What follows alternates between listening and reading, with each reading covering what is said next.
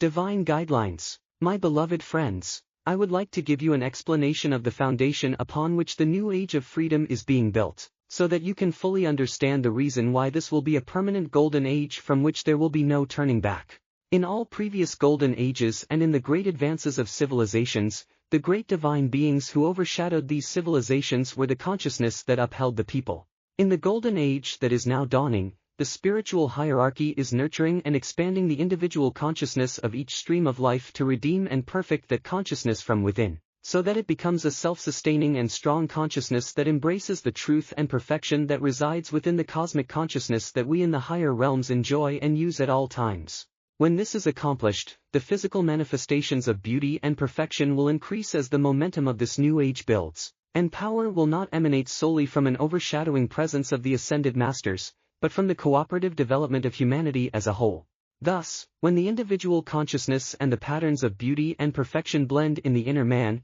there will be no regression or cessation of that expansion of beauty and perfection. Throughout the centuries, man has been healed of various imperfections of mind and body through the use of divine energies. However, he has manifested again, in the same or successive incarnations, the same discomforts and imperfections.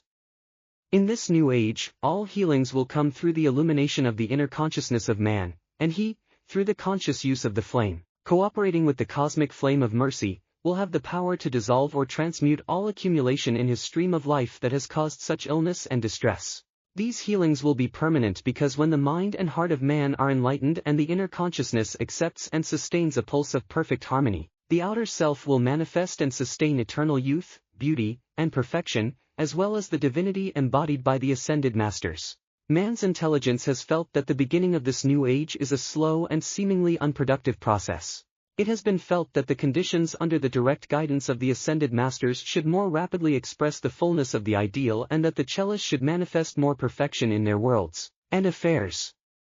Let me emphatically state that we are not interested in temporary displays or phenomena that cannot be sustained by the consciousness of the individual. The spiritual hierarchy is releasing as much perfection as the individual life stream can accept and sustain when one applies to the cosmic law, for it would not be part of wisdom to saturate a cellist being with the perfection of the inner realms until he, in his developed capacity, can sustain that or those gifts without the worry of overflow. We are not interested in the temporary pleasures that the cella may be enjoying, but rather, through our instruction, we are building in consciousness the causes of perfection that will gain momentum as the cella desires to energize them. As they enrich their consciousness through the power of their attention on the divine, they will find that more and more of the cherished gifts and virtues of God will manifest in their personal surroundings, and in the world of others as they invoke them.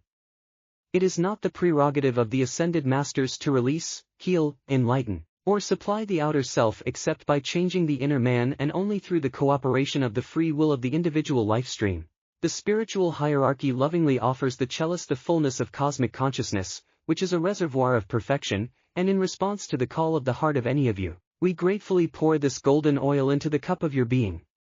When your consciousness is filled with the wealth of the perfection of God, there is no power anywhere in the universe that can prevent that good from flowing through the harmony of your being into your world and through the planet for the enrichment of all life. Always be aware that harmony is the key that opens the door to the release of any or all of God's blessings, and it is my heart's prayer that this very important lesson will soon be learned by all cellists. God bless you. The Desire for Perfection, by the beloved Elohim Hercules. Beloved steadfast spirits of the Almighty serving on planet Earth with one purpose in mind, to do the will of God and assist the spiritual hierarchy in bringing the permanent golden age to reality as quickly as possible, I greet you with the deep gratitude of my being. The limitless field of cosmic service open to any individual who has a conscious knowledge of the use of the sacred fire can hardly be conceived by the intellect of man. Each individual, finding themselves restricted by a physical garment, experiences the limitations that karma imposed through the misuses of God's energy has placed upon that vehicle. However, once the consciousness is freed from the limiting concepts of human thought, that person can rise on the wings of light to the cosmic consciousness and become a conscious inhabitant in the four-dimensional plane. Such a person then has the power to adjust conditions of an imperfect nature that are being expressed in the world of form. A moment of reflection will show the cella that they are of the same mind as the cosmic or ascended being, for in the unity of that consciousness, they immerse in the ecstasy and beauty and perfection, and their being pulses with the desire to bring perfection to all life. At this point, I would like to impress upon your consciousness that perfection is everywhere, and while you, by using the limited consciousness of the human self, sometimes feel that you are limited in your service, you must strive at all times to disregard such an idea. When one thinks of limitation, they are thinking of the lower self, forgetting that they act at all times from consciousness. Limitation only occurs when one chooses human consciousness instead of the cosmic consciousness of perfection. Recently we have pointed out to you the ease with which you can cross the bridge from the human to the divine realm,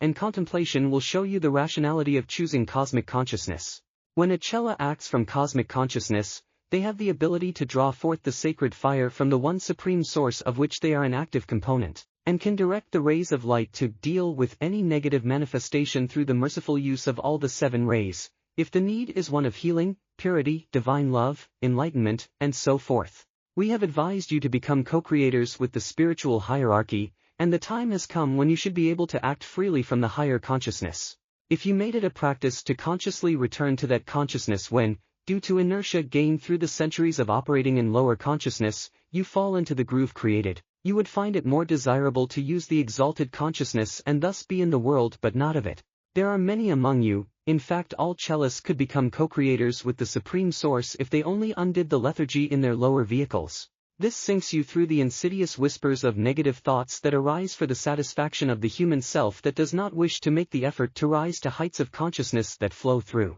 one's being while serving in this divine manner. Through the rays of light directed consciously from the heart of Father Mother God, one can witness the alchemy of the sacred fire restoring the masses on earth to the dignity and perfection that God gave them and that all should express as individualizations of the Creator of us all. The same power that the Elohim used to create a planet or a galaxy is within you, and I, Hercules, have come to incite you to continue. While I stand beside our mighty El Moria in whose being there is no lethargy, he is concentrating his mighty powers to cleanse your consciousness of limitations in an effort to quickly bring this planet to the perfection it once knew. How much do you love the beloved El Moria? Now is your opportunity to prove that love. I await your divine action.